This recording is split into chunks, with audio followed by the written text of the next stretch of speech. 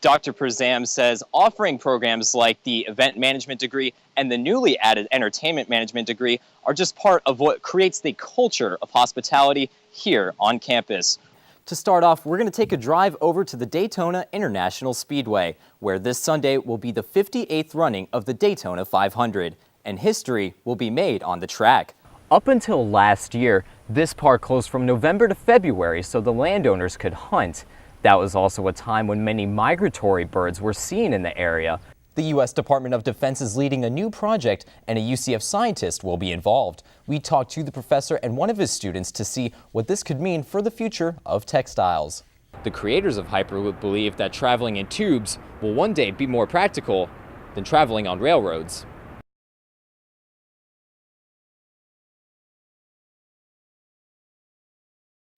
Thanks, Josh and Victoria. Rosen is right down the road from hotels and theme parks, which make Orlando the most visited destination in the U.S., according to Tourism Association Visit Orlando.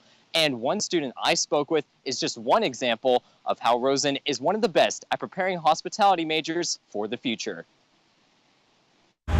The Rosen College of Hospitality Management may be a small campus, but it's internationally recognized for giving opportunities to students.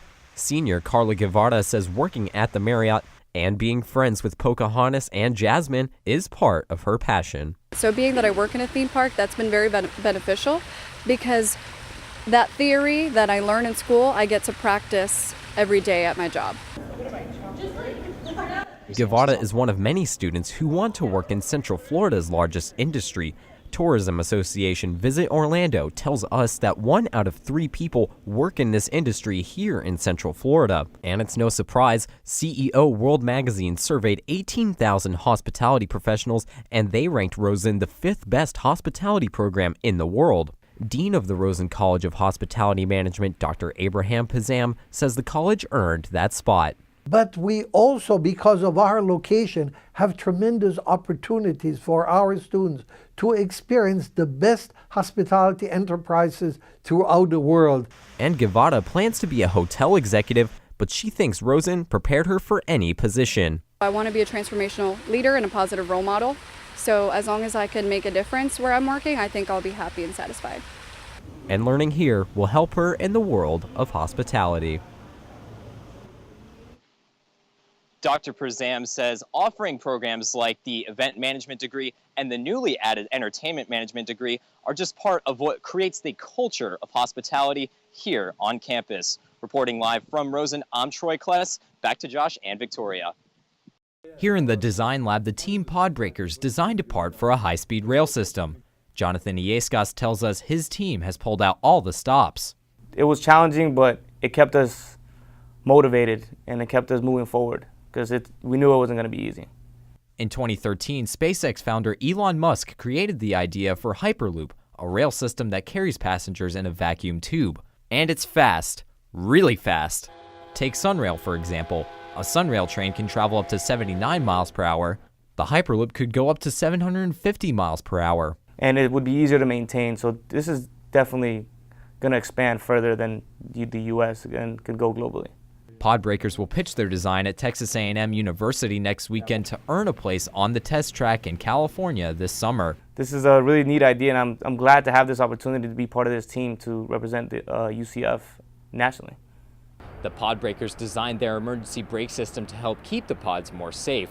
The creators of Hyperloop believe that traveling in tubes will one day be more practical than traveling on railroads. While Sunrail moves people in and out of Orlando, other long-distance rail projects are in the works. All Aboard Florida is planning to run from Orlando to Miami in 2017. Moving forward, Iescas believes the Hyperloop concept could be the future of transportation. People have been talking about this for years, people traveling in tubes, and it's actually now becoming a reality. So people are jumping on board. Hoping that Hyperloop creates more hype about high-speed rail. In Orlando, Troy Kless, UCF Knightly News. The Orlando Wetlands Park is a popular spot for locals like Jay Johnson, who visits the park 5 to 6 times a year. Well, one of the things I enjoy is actually coming out here and then just seeing what I can catch today. In 1986, the city of Orlando bought the land as part of a sewage treatment system. Then Mother Nature stepped in. Now, almost 1,700 acres of land attract over 200 species of birds, gators, and many plants. On an average day, 15 million gallons of water from the city flow for 40 days through the wetlands and into the St. Johns River as reclaimed water. Education specialist Rachel Kessler says the wetlands is a special place in the winter. So there's just a variety of different bird species that you would see here in the wintertime that you wouldn't necessarily see throughout the rest of the year. Up until last year, this park closed from November to February so the landowners could hunt.